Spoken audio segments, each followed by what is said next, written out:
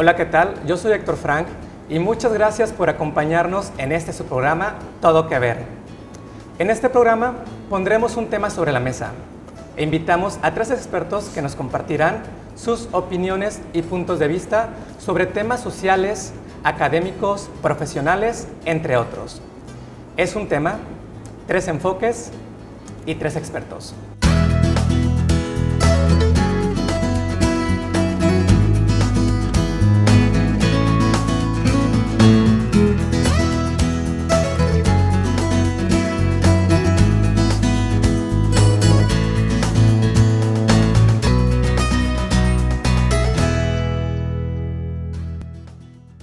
El tema de hoy es el matrimonio igualitario.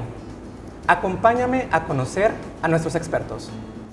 Tiago Ventura, presidente de la Asociación Civil Sinaloa Incluyente, miembro del Comité de la Diversidad de Sinaloa y del colectivo de activistas sinaloenses LGBT+.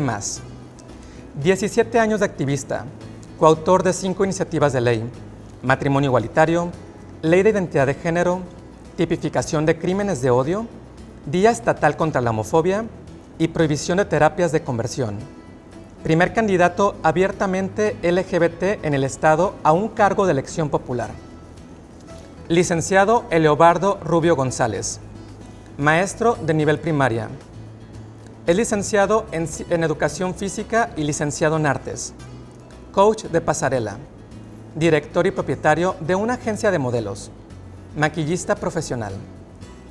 Doctor Abel Antonio Grijalva Verdugo, profesor investigador de tiempo completo del Departamento de Ciencias Sociales y Humanidades de la Universidad Autónoma de Occidente.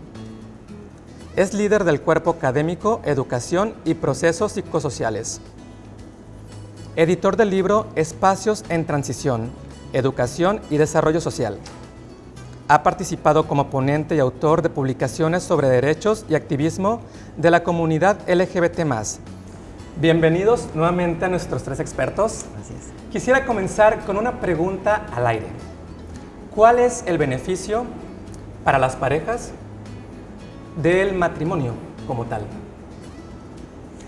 Pues voy a hablar yo porque soy, creo que un punto clave de que yo ya estoy casado. Tuve que cambiarme de ciudad para poderme casar, y yo creo que yo veo el matrimonio como una inversión. Yo creo que todo el mundo lo puede ver así, ya que para poder hacer válidos tus derechos civiles es muy importante un papelito. Para la sociedad es importante. Entonces yo creo que el beneficio más grande es poder tener tus derechos civiles con tu pareja y así poder seguir creciendo en lo laboral y sobre todo en los bienes que adquieres con tu pareja. Claro. Qué increíble que ya tienes esa experiencia y que puedes compartirla a más personas. Tiago, ¿tú tienes alguna postura sobre ello? ¿Cuál crees que sea algunos otros beneficios del matrimonio como tal?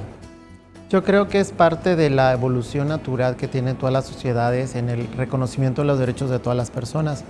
Creo que es una conquista, es una lucha social de un grupo social que ha estado históricamente marginado, y yo creo que ese reconocimiento de un derecho humano al libre desarrollo de tu personalidad, a ser una familia, y pues en ese sentido pues nosotros estamos bastante contentos que hayamos alcanzado finalmente, después de tantos años, el reconocimiento de este derecho por parte del gobierno.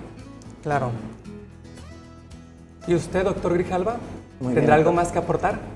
Sí, claro, no. Primero, como dicen los compañeros, realmente en el tema de derechos, para garantizar pues, los derechos de primera, segunda y tercera generación de cualquier sociedad, es necesario que se alcancen y que se logren aspectos como en el tema legal. Las implicaciones, yo creo, más allá del tema legal, en diferentes esferas, por ejemplo, laboral, en aspectos también educativos, van en aspectos culturales también, tienen implicaciones en temas de salud, sobre todo en una sociedad como la mexicana, pues implica también un cambio cultural que va a partir pues, de esa premisa legal. Entonces, tiene implicaciones no solamente en ese sentido de qué es lo que pasa con que ahora puedes obtener un papel, sino cómo vamos a transformar ese pensamiento o ese comportamiento por parte de los miembros de esta sociedad. Claro. Expertos, yo he escuchado que muchos se ha hablado sobre el matrimonio igualitario, que de hecho le han tratado de cambiar de nombre, como unión civil, entre otros. ¿Tú qué piensas al respecto, Tiago? ¿Por qué la importancia de llamarlo matrimonio y no de otra forma? Pues es un principio constitucional básico que no puede existir dos figuras iguales jurídicas con diferentes nombres, porque estaríamos cayendo en una desigualdad. No puedes tratar a unos de una manera y unos de otra, no puedes llamarlos de unos a otro y a otros de otra manera. En este sentido, pues en el 2000 apareció esta figura en México, primero como matrimonio, luego tuvo que cambiarse a sociedad de convivencia en Ciudad de México, y en el 2010 se aprobó. La Suprema Corte tuvo que intervenir y bajo este principio de igualdad en el que se violaba la Constitución, pues se tuvo que cambiar a llamar matrimonio. En los distintos personas que se oponían, los distintos estados, pues han intentado que se apruebe otro tipo de nombre, otra figura distinta, incluso muchos de ellos con diferentes derechos, diferentes beneficios que otorga el matrimonio, el contrato matrimonial, pero pues tampoco se ha entendido que la Suprema Corte pues es el máximo tribunal del país, y lo que dice la Suprema Corte es la última palabra, y no existe tampoco este concepto que dice que todos los estados son autónomos y por lo tanto cada quien debería elegir sus leyes. Sí, los estados son autónomos, pero también se rigen bajo una federación, y bajo esta federación pues el máximo órgano judicial es la Suprema Corte, y en este sentido desde el 2010 con 3 sentencias de la Suprema Corte, 3 jurisprudencias, marcaba que en todos los estados del país se debía aprobar el matrimonio igualitario y llamarse así matrimonio. Vaya, pues al parecer, aunque pueda parecer muy similar matrimonio, unión civil o llamarlo de otras formas, sí tiene una importancia el por qué el nombre. Bueno, la verdad todo suena muy interesante, pero por el momento tenemos que ir a un corte comercial y ahorita regresamos para continuar con el matrimonio igualitario.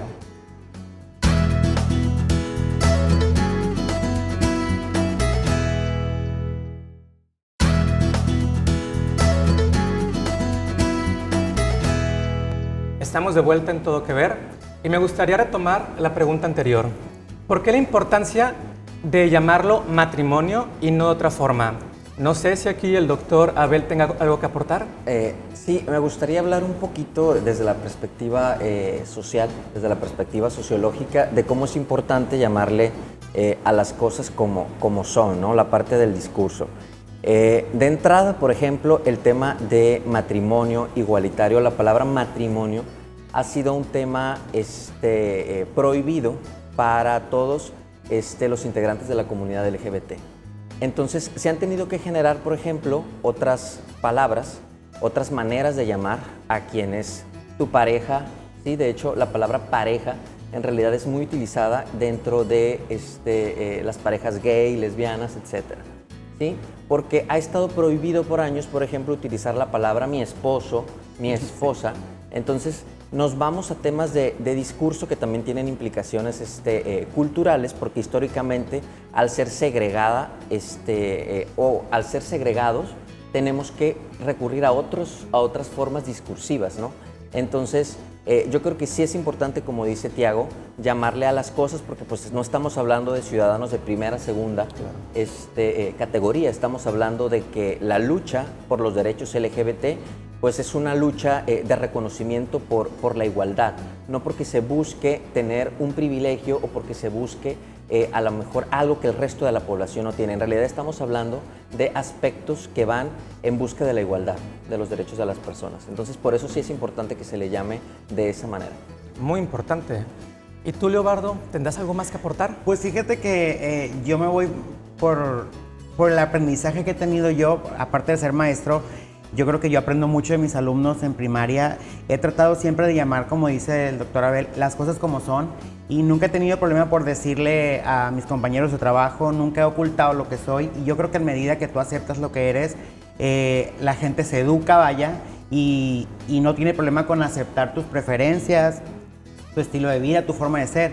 Y yo creo que hablando en mi experiencia, yo con mi familia, con mis amigos, incluso con la familia de mi esposo, yo siempre a mi suegra le digo suegra, a mis cuñados, nunca he estado como que, tu hermano, tu mamá. Yo suegra, entre la gente le hablo y no tengo problema con eso. Yo creo que esto tiene mucho que ver de cómo trates a la gente, cómo demuestres que te aceptas lo que eres y que no tienes tabús ni problemas con eso.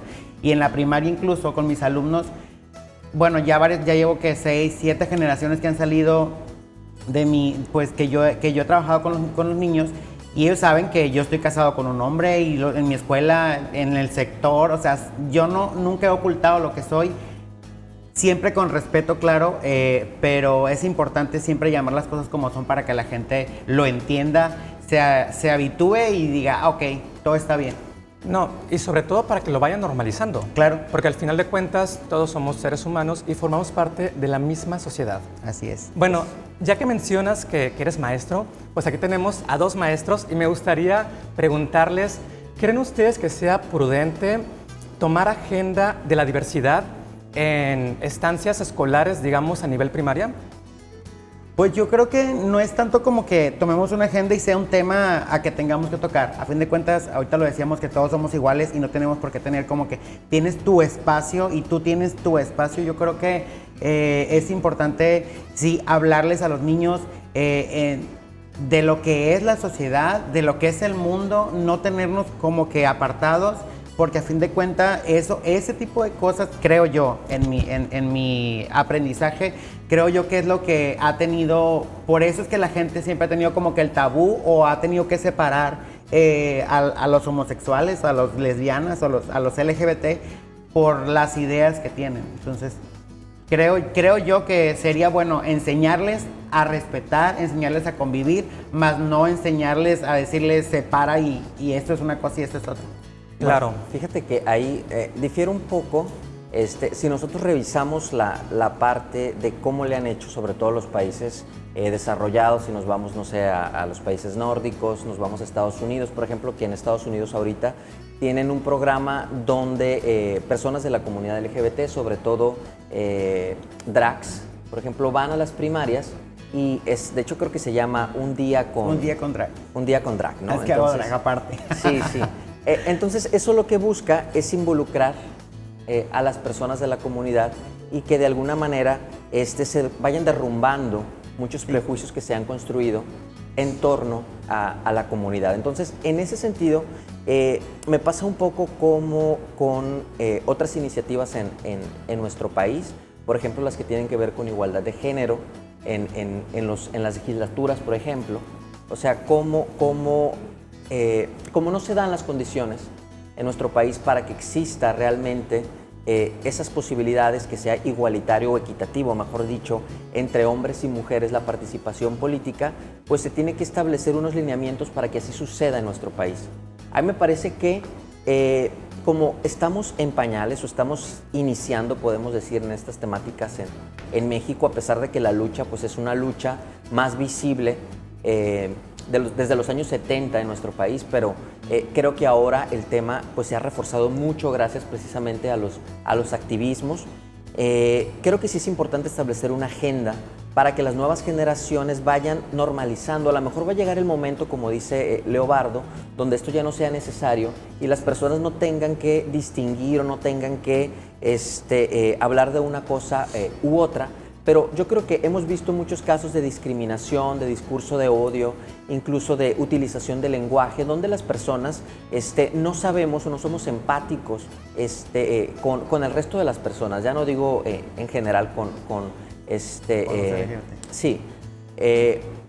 Entonces, por eso creo que sí es importante. A lo mejor va a llegar un momento en el que ya no sea necesario, pero creo que ahorita es importante hacerlo visible, que se conozcan algunos términos, que se conozca quizá cuestiones, no de una forma compleja, pero sí saber distinguir entre sexo, orientación, expresión de género, porque los jóvenes, los niños vienen con un pensamiento que me llama mucho la atención.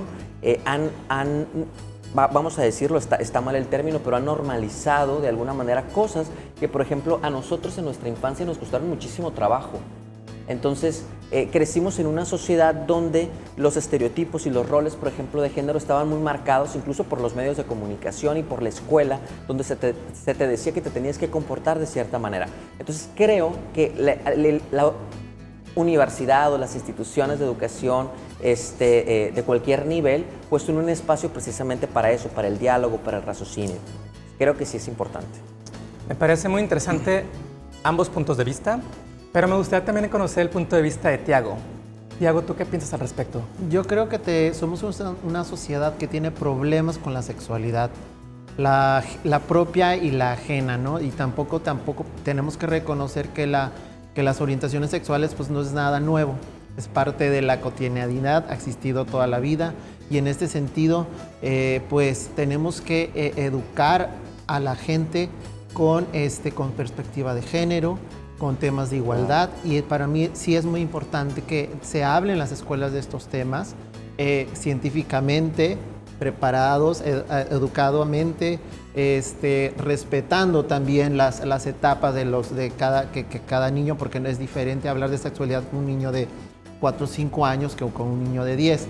Entonces, yo creo que debe estar presente en las currículas escolares para lograr esta normalidad de la que todos estamos hablando. Sí, es urgente, yo creo, porque yo creo que es la única manera como podemos combatir a lo mejor el discurso de odio, la violencia.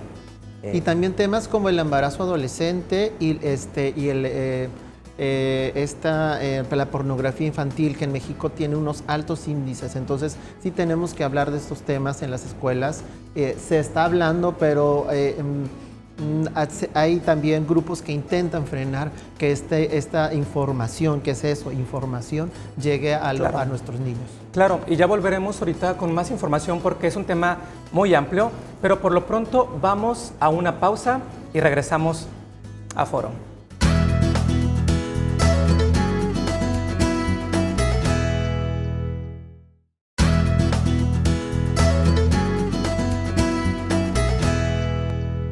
Estamos de vuelta aquí en Todo Que Ver y me gustaría retomar un poquito a la educación. ¿Cuál creen que sea el papel de hoy en día de las universidades en la lucha por los derechos de la comunidad LGBT actualmente? Bueno, les voy a platicar un poco de mi experiencia dentro de una institución educativa del nivel superior, ¿no? Hace algunos años, por ejemplo, me atrevería a decir que pues en Sinaloa yo creo realizamos un evento que tenía que ver con esto, con la Semana de la Diversidad, donde buscábamos incluir pues la agenda, temas diversos de debate, de cultura, de muchas cosas. Y a pesar, o sea, de que estamos en un espacio de diálogo, en un espacio de reflexión, hubo ciertos pues no me atrevería a decir bloqueos, pero sí dificultades, que eso con el tiempo se va normalizando, ¿sí? Ahora hablamos de estos temas de una manera mucho más libre, por ejemplo, en la institución. Me parece también que esto va a ser distinto a partir de las diferencias geográficas en nuestro país y culturales. En el centro pasa una cosa, creo que están más avanzados en estos temas, pero en el norte, no sé si por aspectos históricos o por aspectos geográficos o una combinación de todos, pues existen ciertas limitantes también en ese sentido. Por eso sí creo que es importante que desde las instituciones se retome.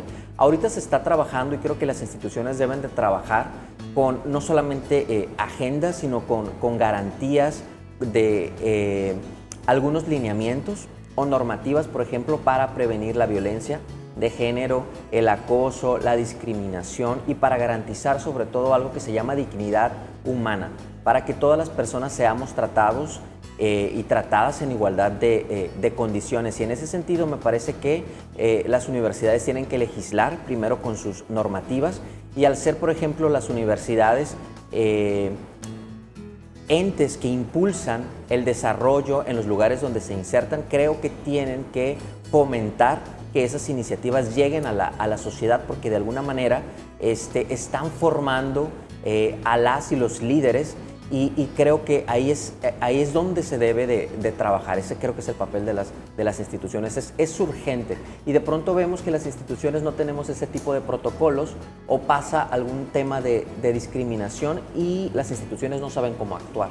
Entonces, por eso es importante el tema de los protocolos, el tema de los códigos de ética, el tema de las normativas, etc. Muy bien. Abel, pues estás muy bien informado sobre el tema, pero me gustaría conocer ahora la postura de Tiago Ventura. ¿Tú qué opinas al respecto? Yo creo que los espacios universitarios tienen que ser lugares libres de discriminación, no solo en temas de diversidad.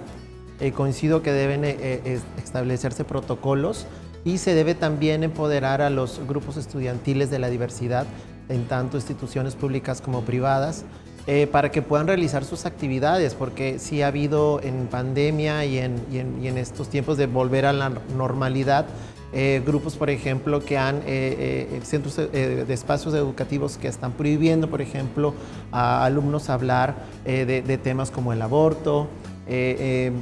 Tuvimos mucho que ver, se mediatizó mucho el tema de las personas no binarias. Entonces sí se tiene que hablar de estos temas para eliminar la discriminación. Ha habido maestros, por ejemplo, que en los webinars se han posicionado públicamente en contra de la diversidad. Entonces esto ha desnudado una serie de conductas discriminatorias que deberían ser eliminadas y pues también llamar a una cultura de educación, porque a veces también hay muchos maestros que si bien a veces están en lugares que se jactan de ser incluyentes, generalmente no son así. También pues necesitamos educarlos a ellos en temas de diversidad para que no caigan en este tipo de discriminación. Claro, tienes toda la razón. Eleobardo, bueno, tú das clases a niños de nivel primaria. Así es. ¿En alguna ocasión has tocado algún tema donde esté involucrada el grupo, bueno, la comunidad LGBT con la finalidad de crear conciencia o sensibilizar a tus estudiantes? Fíjate que una vez me pasó algo, pues soy maestro de artes y soy maestro de educación física en la primaria. Y me pasó algo muy, que me marcó mucho, que fue cuando dije, bueno, aquí es mi momento, casi fue cuando recién empecé en la docencia. Dije, aquí es mi momento donde yo puedo hacer algo por la sociedad o puedo hacer algo por los niños, por la educación de ellos, porque tú sabes, ves a los niños y te das cuenta su personalidad. Muchas veces dices, este niño va a ser gay. Entonces, me pasó algo en uno de los eventos, estaba preparando el festival de Navidad y uno de los niños no quería el papel que le había dado yo y otro de los niños empezaron a burlarse de ellos.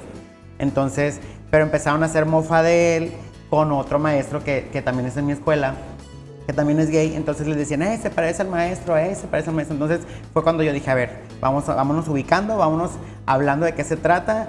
Y ya yo les expliqué, ¿saben qué? Pasa esto, hay niños que tienen sus preferencias. No les abrí el tema como tal, pero les dije, tenemos que respetar, tenemos que aprender a que todos somos diferentes y que todos tenemos gustos diferentes. Y fue ahí donde yo dije, aquí es donde a mí me toca trabajar con los niños, aquí es donde yo tengo que enseñarles que hay que respetar, que hay que ser tolerantes y que existe la diversidad. Claro, muy importante que desde primera instancia, o sea, a nivel primaria, los niños vayan normalizando un poquito que en la sociedad es diversa, claro, que no solamente existe el hombre y la mujer, sino que también pues existen también diversidad en cuanto a la manera en que uno se identifica. Me gustaría también comentarles a ustedes, expertos, que yo he visto en la sociedad, con mi familia, con mis amigos, que muchas personas piensan que para que una familia sea considerada una familia como tal, vaya la redundancia, es importante que haya hijos de por medio. Y sabrán que hoy en día uno puede adoptar un perrito y puede tener perrijos y prácticamente es una realidad. Pues muchas personas no quieren tener hijos, pero ¿tú crees, Tiago, que sea realmente la finalidad como tal el matrimonio, el tener hijos?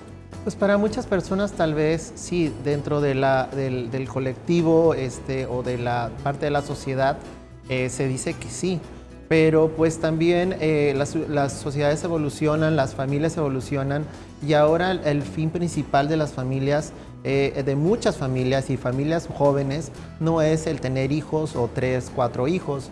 Primero está el desarrollo profesional, personal, y en este sentido pues también la Suprema Corte se posicionó respecto al tema y pues en una tesis de jurisprudencia en el 2015 declararon que el declarar el matrimonio como el fin supremo era la procreación, pues era totalmente inconstitucional, porque pues dejaba de lado a las familias LGBTs y a todas aquellas familias en las que no podían por cuestiones físicas poder procrear un niño propio. Entonces en ese sentido caía en una discriminación y yo siento que todas las personas que firmen un contrato matrimonial donde se procuren amor, respeto, protección, pues ya pueden ser consideradas una familia sin importar cómo estén constituida. También hay que recordar que según las últimas encuestas de INEGI, solo el 25% de las familias mexicanas están constituidas por la tradicional figura padres, madre e hijo. Entonces todo el 75% que resta tiene distintas composiciones, distintas formas de integrarse, y todas esas también son familias y todas esas también tienen que ser protegidas por la ley. Claro, y es que la familia también es diversa. Yo puedo ser madre soltera y tener 2 hijos y también soy una familia. Claro. Puedo estar casado con mi pareja y bueno, tenemos un perrito y también puede ser mi familia, así que es algo bastante complejo, pero ahorita vamos a regresar con más referente a ese tema porque vamos a tomar una pausa.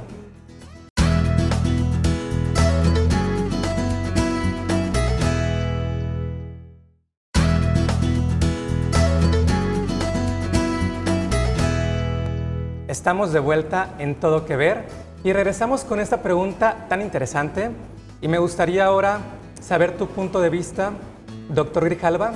¿Crees que la finalidad del matrimonio sea la procreación?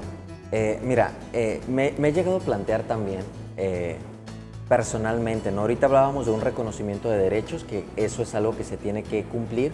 Yo creo que las personas deben de tener la posibilidad de hacerlo si en algún momento en su proyecto de vida está tener hijos, pero deben de tener la posibilidad de hacerlo, ¿sí? A lo mejor en algún momento yo decido no hacerlo o incluso decido no casarme, pero yo creo que todos debemos de tener garantizado el derecho de hacerlo si en algún momento eso es parte de los proyectos.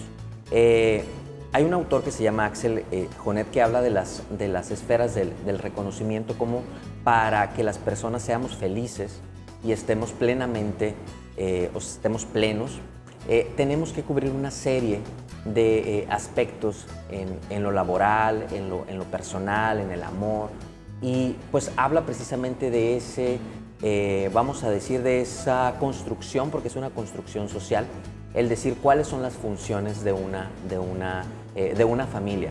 Ya lo decía ahorita Tiago, en la última encuesta del INEGI nos damos cuenta que la composición de las familias en nuestro país no es como pensábamos o como se ha argumentado mucho en los discursos. Vemos que hay familias con otras características.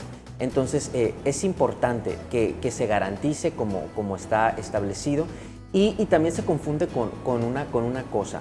De pronto las luchas se toman como si fueran parte o exclusivamente por el beneficio de las minorías. Y eso no es así. Hemos visto que la lucha, por ejemplo, de los derechos LGBT, la lucha de ciertos feminismos, son luchas que le benefician a toda la sociedad. Vemos cómo una iniciativa, por ejemplo, del cuidado maternal, pues estaba históricamente y laboralmente, ¿sí?, por la Ley Federal del Trabajo, asignado a las mujeres, donde la incapacidad era exclusivamente para las mujeres y, si no me equivoco, para los hombres de 3 o 4 días. Ahora se acaba de impulsarse gracias a las feministas, por eso me refiero que el tema no es solamente de los feministas o de la comunidad LGBT, es un tema que beneficia a la sociedad. Y ahora los hombres o los padres pueden tener 3 meses de paternidad. Entonces, si lo vemos en un tema laboral, también cambia el aspecto cultural porque implica que como sociedad estamos avanzando a que el cuidado no sea exclusivamente de las mujeres, el cuidado de los hijos, sino sea un tema donde las paternidades responsables tengan que ver con todos y con todas. Entonces ese es un tema que nos afecta y que nos beneficia en esa parte, en la parte laboral. Pero si vamos revisando el tema de guarderías, el tema de salud, entonces decir que tiene que ser un hombre o una mujer, pues es un asunto de discriminación porque excluye precisamente a las parejas que no encajamos en esos modelos o en esas formas. Entonces tiene que ser más libre. Y la posibilidad, por ejemplo, de tener hijos también tiene que ser un asunto legislado como está pasando ahora, porque se tienen que garantizar esos derechos. Yo creo que ya tú o yo vamos a decidir en algún momento si queremos hacerlo o no, pero es una posibilidad que todos y todas debemos de tener. Claro, muy importante punto de vista, pero ahora nos falta saber el de Leobardo. Leobardo, ¿tú qué piensas al respecto? Pues fíjate que estamos tan impuestos, yo creo, a lo que nuestros antepasados o nuestras familias decían de que te casas, ya tienes que tener hijos. Cuando, bueno, en mi relación voy a cumplir 11 años con mi esposo, pero voy a cumplir 3 donde ya firmé. Y en cuanto dijimos nos casamos, la familia, los amigos, y van a tener hijos, ¿y cómo le van a hacer? A ver, espérenme, yo no estoy preparado para tener un hijo, para cuidar a un bebé y para dedicarme de lleno. Yo creo que, como dice Abel, cada quien decide, como si tú decides comer cereal o si tú decides hoy voy a salir a correr, también puedes decir yo sí quiero tener un hijo, yo no quiero tener un hijo.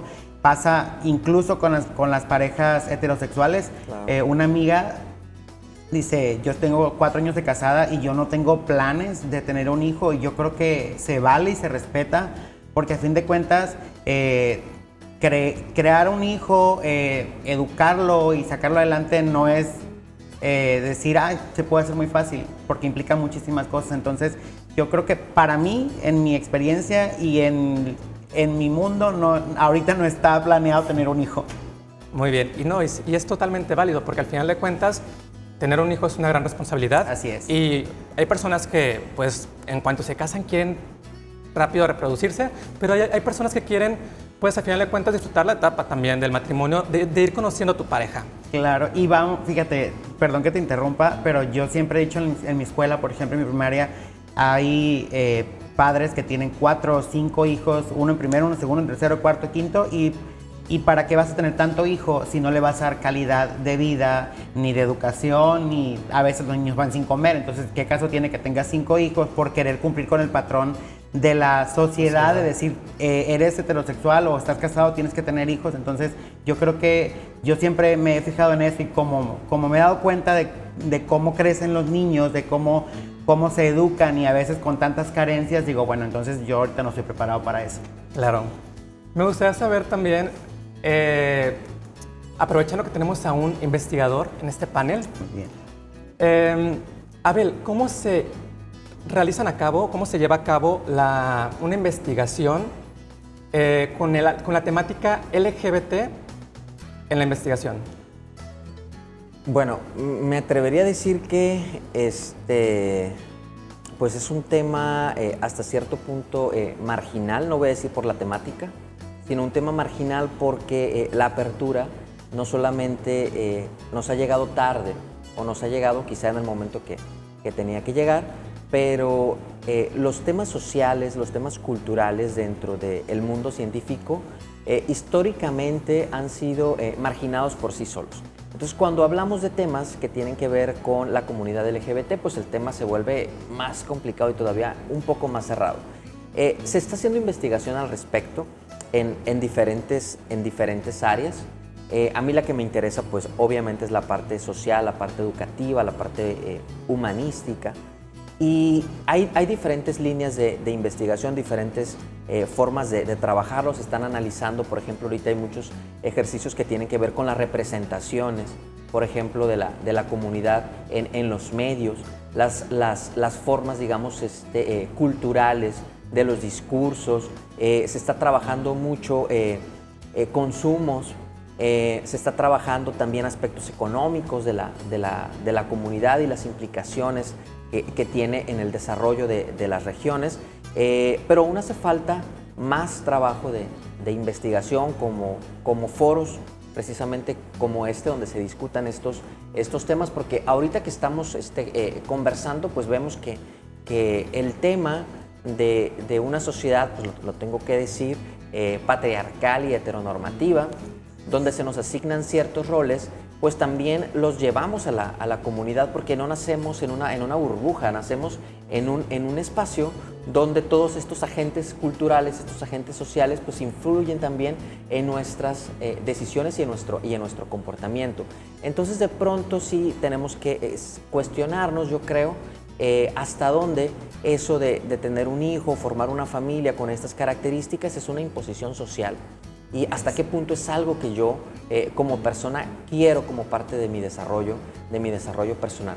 Entonces es importante que estos temas se vayan analizando, por eso agradezco la invitación al espacio, pero se investiga pues como cualquier tema, básicamente si hablamos en términos de métodos, pues existe diversidad también en ese sentido. Los enfoques que se trabajan mucho por la temática, pues pertenecen mucho a la escuela crítica, al pensamiento crítico alemán, que tiene que ver con el reconocimiento y con la lucha de los grupos sociales. Entonces, naturalmente, nos identificamos con esas características en términos de investigación, porque es una investigación que busca también hacer más visibles las cosas y también exigir ciertos derechos. Por eso hay un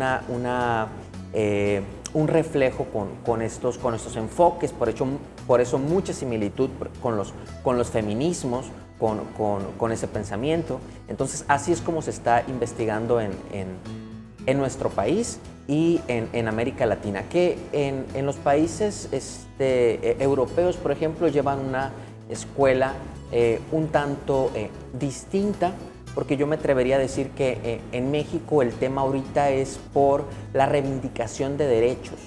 En otros países creo que han transitado, por ejemplo, si vemos una marcha LGBT en Culiacán, en la Ciudad de México, en Chicago y en Montreal, van a ser completamente distintas. En Montreal es una fiesta.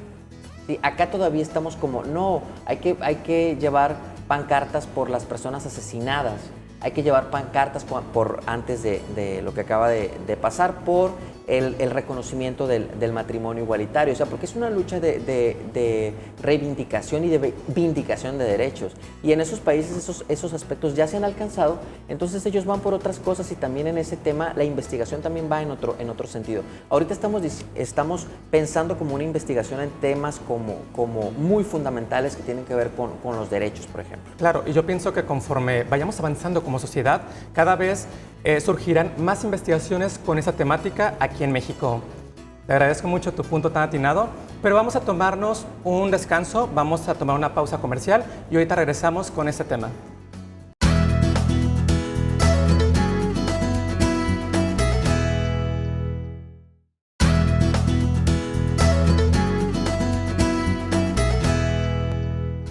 Estamos de vuelta en Todo que Ver y el programa ya está llegando a su fin.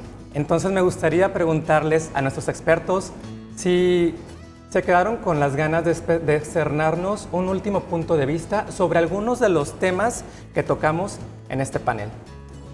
Me gustaría empezar por ti, Abel. Ok, bueno, Héctor, muchas gracias primero por el espacio. Creo que es muy importante que estos temas se sigan tocando. Es importante, como comentabas hace un momento, educar a la sociedad. Bueno, no estamos diciendo que seamos educadores sociales, pero darle la voz a las personas es muy importante, porque durante mucho tiempo pues, no se podía hablar de estas temáticas.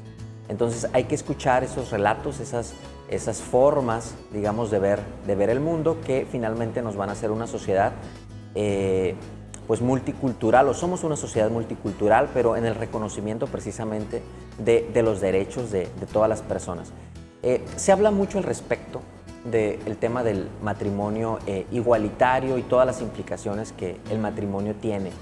Y de pronto escucho el tema de los niños, el tema de qué pasa con los jóvenes, o sea, cómo vamos a hablar de estas temáticas.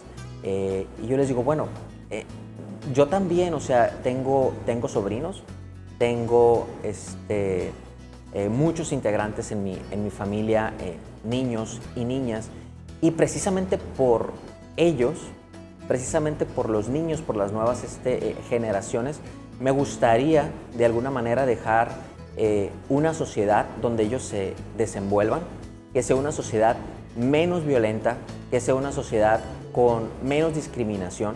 Y si deciden en algún momento que su expresión de género no corresponde a su sexo biológico, que vivan al menos una vida de paz, una vida tranquila, donde se reconozcan sus derechos, donde no tengan que batallar tanto como otras generaciones tuvimos que hacerlo en algún momento. Entonces, para mí sí es muy importante.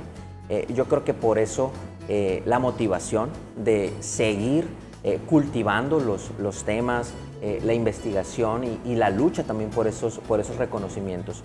Entonces, no es un asunto, o no son temas de adultos, digamos, no son temas exclusivos de quienes estamos grandes. Yo creo que por eso es importante que desde muy jóvenes, desde las escuelas, se empiecen a tocar estos temas para que esas nuevas generaciones puedan hablar de manera libre y con menos prejuicios de los que nosotros tenemos en los espacios donde se desenvuelven. Y estoy seguro que eso llevará a espacios de menos discriminación en el trabajo, en el deporte, en la cultura, en la educación, entonces, y en la política también. Entonces, por eso creo que hay que seguir. Muchísimas gracias por este punto de vista tan importante, Abel. Y tú, Tiago, ¿algún mensaje que nos quieras dar para finalizar con este tema? Yo creo que a nadie de nosotros nos enseñaron cómo vivir, cómo tratar a las personas de la diversidad, de las personas que tienen otra orientación sexual, otra expresión de género. Hemos vivido creyendo que estos temas eran temas tabús, que estas personas no existían o que no debían de existir o que teníamos que correr a las iglesias a exorcizarlos. Entonces, yo creo que es muy importante educar a los niños y a las nuevas generaciones en el respeto a la diversidad y que las familias no solamente son de un solo tipo, sino de todos los tipos y que las leyes tienen que estar protegiendo a todos los tipos de familia. Entonces, se me hace muy importante hablar de estos temas en espacios como este, porque nadie escoge la orientación sexual de sus hijos. Nadie podría decir que de los que nos están viendo, mis hijos van a ser heterosexuales y mi hija se va a casar con un hombre y va a tener este tipo de vida. Todos los padres obviamente tienen un cierto proyecto de vida para sus hijos, pero generalmente no es el que nosotros vamos a querer para nuestros hijos. Entonces, en este sentido, nuestros hijos también pueden ser lesbianas, gays, transexuales, transgéneros, y es importante informarnos sobre estos temas y comprender que esta lucha no es solamente de la diversidad sexual, sino es una lucha social que nos alcanza a todos y que nos debe importar a todos, porque la orientación sexual no se elige, no se aprende, no se construye, no se viene por catálogo ni viene por internet. Así es que es muy importante hablar de estos temas y en este sentido pues yo les agradezco que tocaran estos temas y puedan tocar otros muchos más, porque la diversidad es muy amplia y vasta y pues hay mucho tema, mucha tela de donde cortar. Muchísimas gracias, Tiago, por acompañarnos y por tus palabras llenas de tanta experiencia en este tema de la diversidad. Y tú, Leobardo, ¿con qué te gustaría finalizar? Ok, bueno, pues yo creo que primero agradecerles este espacio. Yo creo que estos ejercicios de visibilidad a los LGBT son muy importantes porque son los que permiten llegar a los lugares donde hay personas que no se atreven a alzar la voz tal vez, o no se atreven a darse cuenta que existimos y que somos personas preparadas, que somos personas que trabajamos, que somos personas que nos educamos. Y yo creo que es muy importante que la gente se dé cuenta que existimos y que no somos ni fenómenos ni somos personas malas. A fin de cuentas, somos parte de la sociedad, somos parte de esta diversidad y pues yo creo que es importante que siempre estemos conscientes de lo que somos para poder lograr que la gente se libere de esos tabúes, de esas ideas que tienen de los LGBT. Muchísimas gracias a ti también, Leobardo, por acompañarnos. Y bueno, yo por último quiero agradecer profundamente a nuestros 3 expertos por traer todo su conocimiento sobre el tema ponerlo en la mesa, y yo estoy convencido que las personas que nos están escuchando allá en casa seguramente se quedarán con algo. Es importante que como sociedad conozcamos estos temas y, por supuesto, aprendamos a ser seres humanos con mayor tolerancia y aceptar que el mundo es diverso y que todos somos seres humanos y merecemos respeto. Y muchísimas gracias por acompañarnos en un episodio más de Todo que Ver. Hasta la próxima.